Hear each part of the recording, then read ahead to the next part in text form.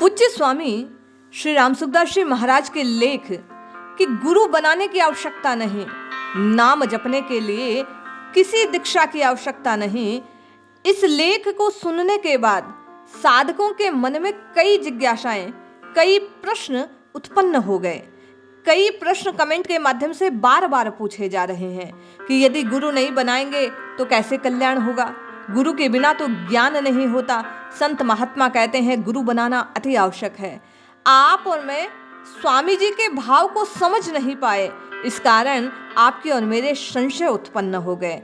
आज उनके लेख को समझने के लिए आप और मैं परम पूज्य भाई जी श्री हनुमान प्रसाद जी पोदार के एक लेख को श्रवण करते हैं, जो भगवान की पूजा के पुष्प नामक पुस्तक से लिया गया है। इसमें पूज्य भाई जी ने गुरु बनने की चेष्टा मत करो, इस बात से गुरु ना बनाने की बात को स्पष्ट करने का प्रयास किया है। आइए श्रवण करते हैं और हम आप इस द्वैत को समझते हैं कि गुरु बनाने या ना बनाने में से क्या बात अधिक श्रेयकर है। आप और मैं गुरु बनाने के चक्कर में व्यक्ति विशेष को इतना महत्व दे देते हैं कि जिसके द्वारा परमात्मा की प्राप्ति का स्वप्न साकार होने वाला है, हम और आप उस व्यक्ति विशेष की पूजा में लगकर भगवान से दूर हो जाते हैं। आइए भाई जी की वाणी को श्रवण करते हैं और इस मर्म को जानने का प्रयास करते हैं कि गुरु बनाने के लिए या गुरु खोजने के लिए या इस गुरु गुरु गुरु गुरु इस बात की महत्ता को समझने के लिए आपको और मुझे बुद्धि किस प्रकार विकसित करनी होगी। जय श्री हरि। पूज्य गुरुदेव के चरणों में बारंबार प्रणाम। सभी नामनिष्ठ साधकों को जय जय श्री सीताराम। पहले ये बात स्पष्ट कर देनी है कि भाई जी ने या स्वामी जी ने या किसी भी संत ने गुरु बनाने की बात से इनकार नहीं किया है। वे कह रहे हैं कि गुरु बनाकर व्यक्ति विशेष को भगवान पर आसन पर बिठा देना गलत है।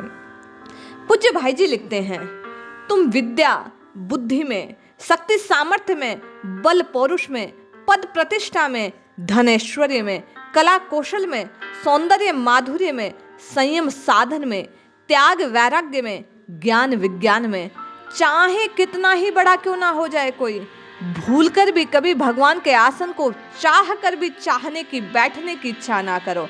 आज जो समय है, जो विकृति आ गई है, भाई जी ने उसकी ओर संकेत किया है कि आज गुरु स्वयं की पूजा कराने के भाव से, स्वयं की प्रतिष्ठा के भाव से अधिक शिष्य बनाने की होड़ में लग गया है। भाई जी कहते हैं ऐसे गुरु का चुनाव करना गलत है। भाई जी आगे लिखते हैं कि भगवान की अचिंत्य शक्ति का तिरस्कार करके जो मनुष्य मोह या अभिमानवश लोगों के हृदय में भगवान के दिव्य और नित्य नाम रूप को हटाकर अपने भौतिक और अनित्य नाम रूप को बैठाना चाहता है और भगवान के बदले उनसे अपने हाड़ मांस के अपावन पुतले की पूजा अर्चा करवाता है, उसका पतन होते देर नहीं लगती, तो वो तुम्हारे आध्यात्मिक उत्थान को कैसे संभव कर सकता है। ये विचार साधक को करना चाहिए। अगले संशय को दूर करते हुए भाई जी कहते हैं कि तुम्हारे अंदर जो कुछ शक्ति है, जो कुछ भी सत्ता महता है, वह सब भगवान से आई, भगवान की दी हुई। उनकी दी हुई शक्ति महता को विनय पूर्वक हमेशा ईमानदारी के साथ उन्हीं की सेवा में समर्पण करते रहोगे तो ऐसा करने से ये दिन दिन बढ़ेगी और तुम में पवित्रता आएगी।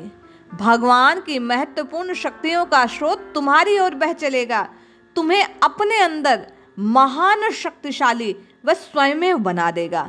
इसलिए ढूंढो मत, वह चलकर आएगा, तुम तो अपना साधन करो। पूज्य भाई जी कहते हैं सदा विनम्र रहो। सारे सद्गुणों और अखिल ऐश्वर्यों के भंडार तो श्री भगवान के चरण हैं, उसमें स्वयं को अर्पण करते रहो। तुम्हारे पास कोई भी आवे उसे सीधा भगवान का नाम बतला दो। तुम्हारी पूजा के लिए कैसा ही बहुमूल्य पदार्थ तुम्हारे सामने आवे, उसे सीधे भगवान के अर्पण में लगा दो। ललचाओ मत, किसी भी लोभनीय वस्तु को देखकर ललचाए ना गिरो। तुम तो अपने लिए सबसे अधिक कहीं कहीं और ना मिले तो इनको ना चाहकर श्री भगवान को चाहो। आपको और मुझे भाई जी कसौटी दे रहे हैं कि वास्तविक गुरु कौन है, जो स्वयं की अर्चना करवाता है, जो स्वयं की पूजा करवाता है, जो लोभवश अधिक प्रतिष्ठा के चक्रव्यूह में फंसा है, वह भगवान से मिलाने का अधिकारी नहीं हो सकता, क्योंकि वह स्वयं भगवान की ओर नहीं है, पूज्य भाई जी कहते हैं कि जो गुरु बनने की चेष्टा करते हैं वे स्वयं शिष्य तक नहीं हो पाते। इसलिए तुम तो केवल शिष्य बनने की बात को पकड़ो, तुम्हारी भलाई इसी में है। कहीं भगवान की प्रेरणा से गुरु बनना भी पड़ जाए तो सावधान होना चाहिए, तुम्हारी जिम्मेदारी और भी गुरुतर हो जाती है। गुरुपन का घमंड न करो। अब आप और मैं जिसे गुरु रूप में अपने सत्ता, अपना आपा सौंपने जा रहे हैं, जिसके माध्यम से आप और मैं भगवान की ओर चलने का प्रयास कर रहे हैं, भाई जी कसौटी दे रहे हैं कि जो सदा निष्कपट हो, बाहर भीतर से एक जैसा हो, जिसकी कथनी और करनी एक जैसी हो, जो केवल और केवल आपके हृदय में भगवान के प्रेम को उत्पन्न करने की क्षमता रखता हो, जो अमंगल में अश्रद्धा उत्पन्न हो जाती है उसे दूर करने वाला हो, जो सदा भगवान से प्रार्थना करता हो, कृपा के बल पर जिसका दृढ़ निश्चय हो, जो अनीति और अनाचार से दूर हो, ऐसे व्यक्ति विशेष की बात को श्रवण करना चाहिए। वह भी केवल और केवल उसी से जिससे भगवान के प्रति आपके हृदय में प्रेम उत्पन्न हो जाए, आचार विचार क्रिया भावना वैसे आपके भी बनने लगे, वही गुरु बनने योग्य है।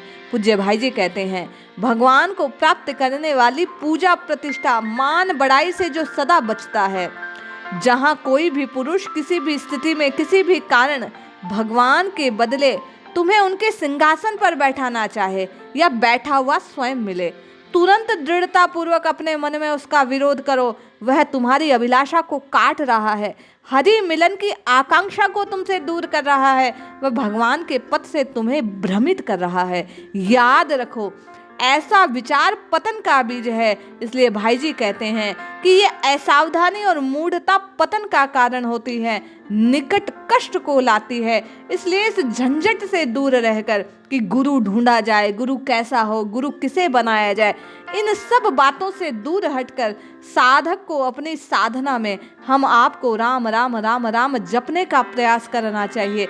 प्रभु की कृपा से, प्रभु की प्रेरणा से एक ना एक दिन आपको और मुझे उन्हीं की कृपा से स्वयं प्रभु सद्गुरु देव के रूप में प्रकट होंगे, आपकी और मेरी अभिलाषा पूरी होगी। इसलिए ढूंढने का प्रयत्न ना करो, राम राम राम राम जपने का प्रयत्न करो, निश्चित कल्याण होगा। जय श्री हरि।